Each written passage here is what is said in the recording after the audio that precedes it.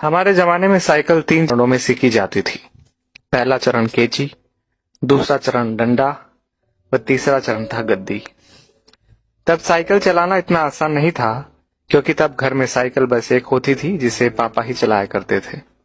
तब साइकिल की ऊंचाई 24 इंच हुआ करती थी, जो खड़े होने पर हमारे कंधे के बराबर आती थी। ऐसी साइकिल से गद्दी चलाना मुनासिब नहीं होता था।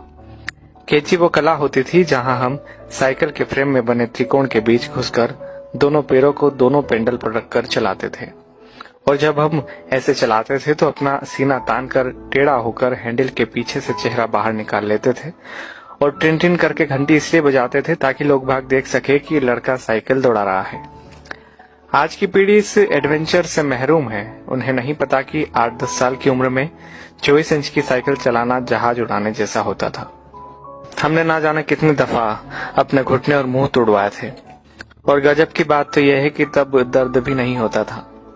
गिरने के बाद चारों तरफ देखकर चुपचाप खड़े हो जाते थे, अपना निक्कर पोंछते हुए। अब तकनीकी ने बहुत तरक्की कर ली है।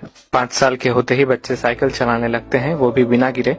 2-2 फीट की साइकिल आ गई है, और अमीरों के बच्चे तो अब सीधे गाड़ी चलाते हैं। छोटी छोटी बाइक उपलब्ध है बाजार में। मगर आज के बच्चे कभी नहीं समझ पाएंगे कि उस छोटी सी उम्र में बड़ी साइकिल पर संतुलन बनाना जीवन की पहली सीख होती थी, जिम्मेदारियों की पहली कड़ी होती थी, जहां आपको यह जिम्मेदारी दे दी जाती थी कि अब आप गेहूं पिसाने लायक हो गए हैं। इधर से चक्की तक साइकिल डुगराते हुए जाइए और उधर से केची चलाते हुए घर वापस आइए। और यकीन मानिए, इस जिम्मेदारी को निभाने में खुशियां भी बड़ी गजब की होती थी। और यह भी सच है कि हमारे बाद केची प्रथा विलुप्त हो गई है। हम लोग ही दुनिया की आखिरी पीढ़ी है जिसने साइकिल चलाना 3 चरणों में सीखा था। हम वो आखिरी पीढ़ी है जिन्होंने कई बार मिट्टी के घरों में बैठकर परियों और राजाओं की कहानी सुनी, जमीन पर बैठकर खाना खाया, प्लेट में चाय पी है। हम वो आखिरी लोग हैं जिन्होंने बचपन में मोहल्ले में मैदानों में अपने दोस्तों के साथ परंपरागत खेल, गिल्ली डंडा, लुका छुपी, खो खो, कबड्डी, कंचे जैसे खेल खेले हैं। हम वो आखिरी पीढ़ी के लोग हैं जिन्होंने कम या बल्ब की पीली रोशनी में होमवर्क किया है और नोवेल पढ़े हैं। हम उसी पीढ़ी के लोग हैं जिन्होंने अपनों के लिए अपने जज्बात खतों में आदान प्रदान किए हैं। हम वो आखिरी पीढ़ी के लोग हैं जिन्होंने कूलर, एसी व हीटर के बिना ही बचपन गुजारा है।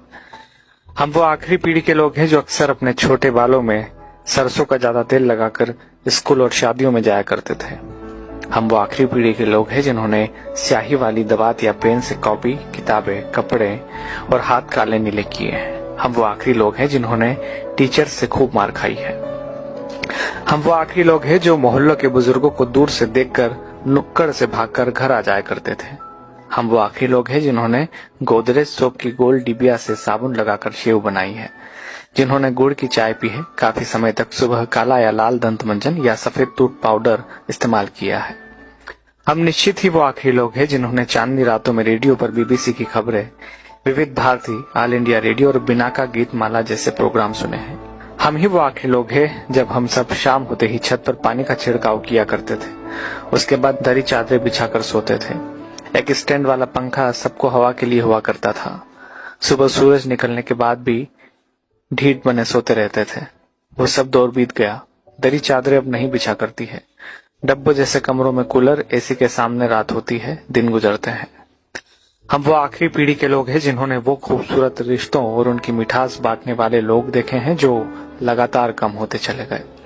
अब तो लोग जितना पढ़ लिख रहे हैं उतना ही खुदगर्जी, अनिश्चितता, अकेलेपन व निराशा में खोते जा रहे हैं। हम ही वो खुशनसीब लोग हैं जिन्होंने रिश्तों की मिठास महसूस की है। हम एकमात्र वह पीढ़ी है जिसने अपने माँ बाप की बात हमेशा मानी है और बच्चों की भी मान रहे हैं।